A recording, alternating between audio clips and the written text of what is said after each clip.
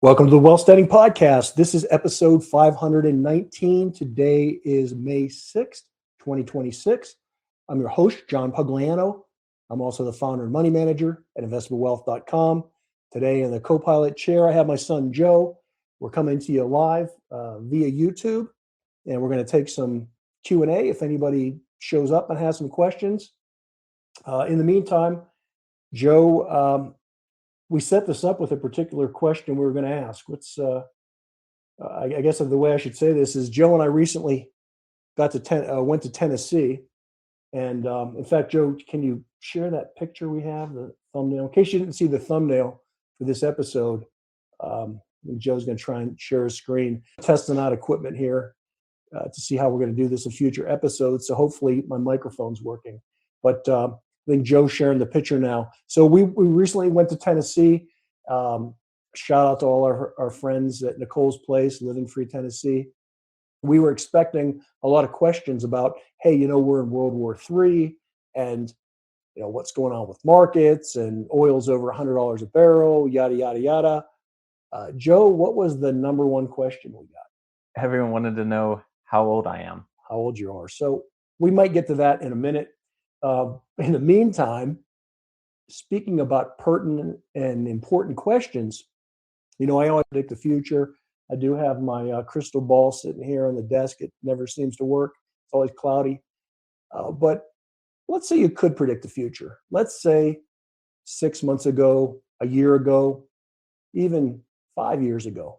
Let's say that you would know that today oil was over $100 a barrel, and the Straits of Hormuz, which controls 20% of the global supply of oil, that was going to be shut down, that it was a war zone. And let's say that you knew that interest rates were above 6% for mortgages, and the Fed is still nowhere near their long-awaited rate cuts that we keep hearing about and really have heard about for 2.5 years now. If you knew all that was going to be where we are today, would you have predicted that the markets are where we are, record highs? I mean, it's phenomenal. I think we're totally in a stock picker's market, and to all the people that can predict the future, good for them. But I'm still 100% invested. I don't want to say I'm surprised or amazed every day when the market goes up, but I continue to ride this out, because even though we get the day-to-day declines, I'm a firm believer that we are still in very early innings of this long-term trend. It's not just about AI and data centers. It's about just the expansion that we've seen in onshoring and friendshoring and bringing domestic production back to the United States. This is not a political statement, because it's not about bringing jobs back to America, because a lot of these jobs are being done by automation. The premise of my book that I wrote, almost 10 years ago. But the fact of the matter is that more and more things are either made in the United States or in North America or in friendlier nations, and that continues to bring money into the United States. The dollar is holding up extremely well, and money is literally just flocking into the U.S. equities. So I remain cautiously optimistic. Joe, what do you think?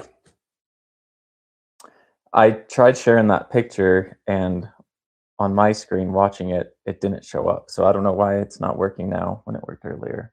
So okay, so we continue to have technical difficulties. We do. I'll have to talk to my tech advisor and staff about that. So we won't be showing any screens today. I guess we cannot show stock charts either then, probably?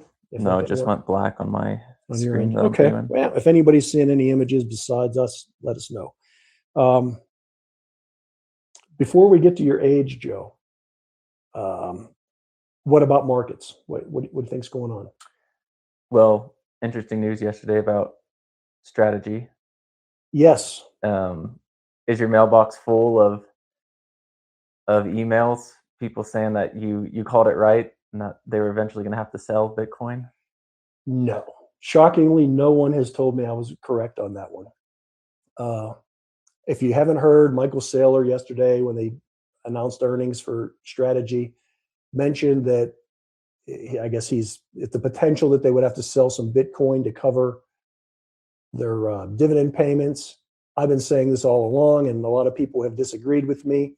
Um, that there's just no way, given the amount of debt that he's built up, that he isn't going to have to sell Bitcoin at some point if the winter lasts long enough, right? And again, I don't know. I can't predict the future.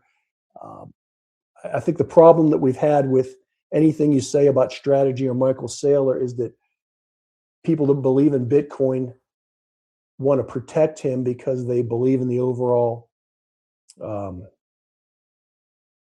viability of Bitcoin. And I'm not at all saying that Bitcoin's going to zero or that it's a scam, but I'm definitely saying that I have been a longtime critic of Strategy in particular, of what Michael Saylor says. I think, like Elon Musk, he's one of the world's greatest showmen. And my biggest disagreement is that he's using debt. And I feel that way on all topics. I think that the biggest reason financial markets have the meltdowns that we see, whether it's subprime loans or whether it's real estate in China, the biggest problem is debt. People use too much leverage to buy an asset that the asset in and of itself can have total value. When whether it's real estate or Bitcoin or stocks or whatever. But when people get too leveraged, and then there's a problem, and Bitcoin isn't through its winter yet. If it continues to go lower, I think he will have to sell Bitcoin to cover that debt. If he does, that will create a downward spiral, I believe, on Bitcoin. Again, we'll have to wait and see. But the biggest thing is that he has finally admitted that he's not taking Bitcoin to the grave, and there could be a possibility that he would have to sell it. And no one's told me that I was right on that one. Hmm. Okay. Market's at all-time highs recently. What are you doing with new money? Yeah, so this is definitely a stock picker's market. And again, I'm holding. I remain cynically and cautiously optimistic. But as of today and for the last week or so, I have not committed any new money to the market. As new money has come in, I put that into money market funds and I'm holding it. Again, my existing money, my positions, that's virtually 100% invested. But as new money trickles in, I'm holding back. I don't know if this is a little bit too much irrational exuberance. I do believe that people were way too pessimistic on the war in Iran, and now maybe they're a little too optimistic. Although, having said that, look at earnings, and I always say, don't listen to what people say. Look at the actual scoreboard. Earnings are coming in phenomenally strong, and more importantly, if you take out Nvidia and you look at just the Mag 6, they are underperforming in earnings. So they're still earning, 6-7%, but the other 493 stocks in the S&P 500 are a double-digit growth, and they are out earning the Mag 6. So I think that's incredibly good news, and we'll see how much of it's already priced in. But the old adage, sell in May and go away. We'll see. I might take some money off the table. But again, volatility, Joe. What was our market isn't closed yet? But what are our worst positions today? Because something you have to consider. I tell people don't look at their balances every day because things can drastically go up or down for virtually no reason. I own over 140 stocks, and so it is not unusual for a couple to be down 10% and a couple to be up 10% on any given day. It's just the way it is. Where are we sitting today, Joe? So start with the four worst. Let's do the four worst. The worst today is Celanese. Yep, a specialty chemical company has been in a long-term downward decline. I literally thought 2 years ago it was going to pull out of the death spiral. That has not happened yet. What's it at today? It's down 9%. Down 9%. Then it has been improving as there's been turmoil in the Middle East. That makes American-made commodities have more pricing power, and so it has done well up until, I guess, they announced earnings this week and down 9%. What else? Next is Devon Energy, down 8%. Devon, and I love Devon Energy. I've owned it on and off for decades. I think it's one of the best unknown oil companies in the world. They're obviously down just because, oil's fluctuating so much. Yeah. Valero. Another energy company, Valero, big gas refiner. How much are they down? 7%. 7%. In the long run, they've been up quite a bit lately because you've obviously seen gas prices, and their profits have been and will be strong. And then last one we'll cover for the worst is Lumentum. Lumentum. So interesting there. This has been a stellar performer. I got into this way too late. I should have got into it 6 months ago. We recently added it. I forget how much we're up, but it's been up substantially. The other interesting thing on that is their competitor is not down today, right? Who's right? Coherent. So Lumentum is down 7%. Okay. Coherent is up 2%. 2%. And oftentimes you'll see in a particular sector where everybody's down. Like, Devon Energy is down today. I assume ExxonMobil, Chevron, they're probably all down today. Interesting to see that Coherent is actually up when the other one's down. So, by the way, I think that trade, those guys deal in components for fiber optics, and I think that still has a lot of legs to run. What about up? What's up today? Okay, so we'll increase as we. Okay, so our best performers starting on the least of the top four? Yep, top four again. Okay. So first one is Centrus. Centrus, this is a uranium refining company. Really has started out the year badly. I think they've probably bottomed and maybe moving upward, but what'd they do today? Up over 10%. Up over 10. Excellent. And they just announced earnings, I think, last night. So good move for them. They literally can move 3 to 4 to 5% every day, either up or down. And that's a huge holding for us, not because we invested in it so much, but because it's grown exponentially over the last couple of years. Yep. Next would be Corning. Corning, 170, 180-year-old company, which now specializes in touchscreen glasses, touchscreen surfaces. Been phenomenal all year long, and really for the last couple of years. How much are they up today? Up over 14% today. 14% in one day. Yep. What else? AMD. AMD, Advanced Micro Devices, obviously semiconductor manufacturer. Up over 17% today. 17% today. I would say that the circular investing in AI trade is still not over if AMD is up that much after earnings. And by the way, I mentioned this, maybe it was in a client note, maybe I didn't say it publicly, or I could have even said in the most recent podcast. Coming through this Iran war, a lot of people have been betting on commodities, investing in oil or gold or other things, thinking that would rise because of inflation. With the war in Iran, a lot of disruptions to things like fertilizer. So people are piling into those kind of trades. But really the number one sector trade over the last month, and I think year to date, is semiconductors up. I quoted the number the other day, I forget, some crazy, like up 40% or something year to date. AMD obviously still moving up today.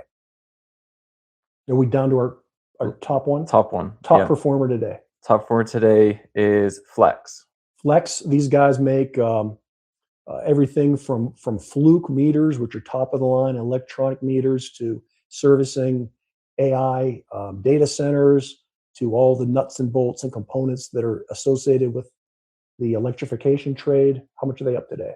35%. 35%. They've been a phenomenal performer. They're going to spin off one of their divisions, and so obviously Wall Street must like the news. But 35% in one day. I mean, this is definitely a stock picker's market. I've never really been a huge proponent of just passive investing, just buying in indexed ETFs. But these markets would definitely show you that if you pick the right stocks,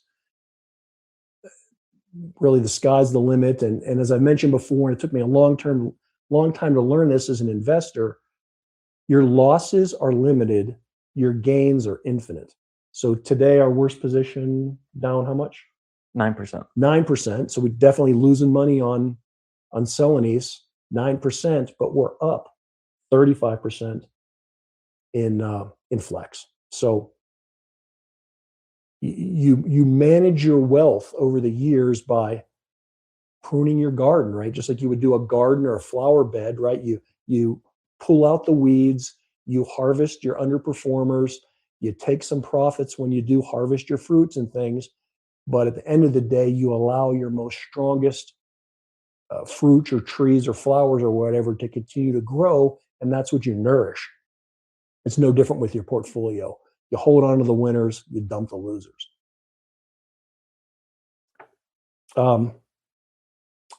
Anybody in the chat room today? We have no one in the chat room, so not going to get many questions from that. Joe, let's get back to the critical question. Everybody wants to know, how old are you? Yeah, so like you mentioned, in Tennessee, there are two things that people talked about. One, how similar we look, which yeah, we didn't think we did, but yeah, I hadn't heard that before. But I guess we look very similar. And then the other was how old I am. So I'm 32 years old as of this year, right in January. I turned 32, and yeah, people were surprised to hear I have 4 children. So in the thumbnail of this video, in the picture I tried to show earlier, that's my youngest in that picture. And he is how old? He's 2 years old. 2, and your oldest is 7. 7, and she's in first grade. First grade, yep. So, and you, prior to working with me, you have what, 8 years experience in startup, Yep. fintech type companies. Yeah. So I went to University of Utah, got a computer science degree there, and then went to a small startup while I was still in school, and writing was on the wall that it wasn't going to go very far. So I went to a little bit of a bigger startup that was just right across the street from where I was working, and yeah, from there just went to a couple different other companies, and then I left corporate America to come join the old man. There you go. And I'm sure your father pays you well. Not as much as I was making before, but sacrifices, my son. Yeah. Sacrifices. Someday, maybe you'll be an owner. We'll get there one day. Maybe. We'll see. So you're millennial, Joe. You're not broke. You No. you're gainfully employed. You think you have a bright future. Oh, student loan debt. How much student loan debt do you have? I don't have any. None. You never did, right? No. Okay, so you don't have any student loan debt. You're married. Well, you said you got 4 kids. I'm assuming you're married. Yep. Okay, I'm married. You are married. 10 years. You've been married for 10 years. Yeah. Wow. I didn't even realize that. You've been married for 10 years. Yeah. Wow. How does she put up with you? She's a peach. Well played, Joe. Well played. So you're married for 10 years. You're not broke. You have 4 kids. You have no student loan debt. You're not a Scrooge like your old dad. You do spend money because you just went out and bought like an $80,000 diesel pickup truck. Yep. So you do spend your money. How are you so different than the typical millennial? Well, you're obviously different. I guess the question is why. I was raised this way, right? I mean, growing up, you and mom never really got into debt as far as I could see. As a kid, we always lived within our means. I mean, we did things, right? A lot of people also ask in Tennessee, "Oh, did your dad not do anything with you when you were a kid?" And like, well, no. We had Six Flags season passes that we always used. Mm-hmm. We all played sports, and yeah, some people on a traveling, very expensive team that always wore brand. Joe would never wear anything but Under Armour when he was a little kid, and even if he only owned one Under Armour shirt, he would wear it every day. Yeah. Where his sister, I could buy her Walmart knockoffs, and she was just fine. But Joe wouldn't do that. But yeah, you played on a pretty expensive soccer team at some points. So Yeah. we spent money, we just didn't waste it. Right. Yeah. Always live below your means. And so I don't know, I guess it was just ingrained in my brain from a young age, and I've always done it. Um, Worked through college. Well, starting at I think age 11, I was refereeing soccer. Refereeing soccer and picking up big games. You would referee constantly during the weekends and Yeah. maybe even some weekday games and made quite a bit of money refereeing. Yeah. Yeah. So So you took that job very seriously. I remember that. That was kind of funny. yeah. He was a stickler for the rules. I didn't like when the ref wasn't a stickler in my games. So Yeah. So it's a lifestyle, huh? It's a holistic lifestyle. yeah. Yeah. You've got the earning down pat. You're you're a pretty disciplined saver, and now you're being mentored to learn the investing part. Yep. Excellent. Got to do all three. All three. I hear from a lot of clients as they hit some excellent milestones in their savings. People with the firm, and I always tell them, yeah, I have the easy job. I invest their money. They've got to earn it and save it. If you don't earn and save, I can't help you. Right. So my clients do the hard work. I get to do the easy part, which is the investing. No questions from the chat room. Someone just asked, "Is the chat not working?" That could be. Maybe that's why we're not seeing our chats, not seeing the questions. I don't know. Did we have any other pre ones that came in early? No, we went through those already. Okay. Yeah, I just see that one chat. So it seems to be working. Okay. So we will end it today then. And we'll try and, I don't have, as far as these episodes, these live Q&As, I know if you do them on a particular day at a particular time, it's a consistent thing and you build a better audience that way. Hey, the Wellstein podcast has never been about regularity or building an audience, right? Whenever I have time, I create content. My day job, Joe's day job, is to manage money. And as these opportunities come available, we'll try and publicize them as best as we can. But other than that, we appreciate you guys in the listening audience. You can always feel free to send in questions if we can answer them either in an email or in an episode like this. We'll do our best to do it. Otherwise, hey, until then, as always, best returns.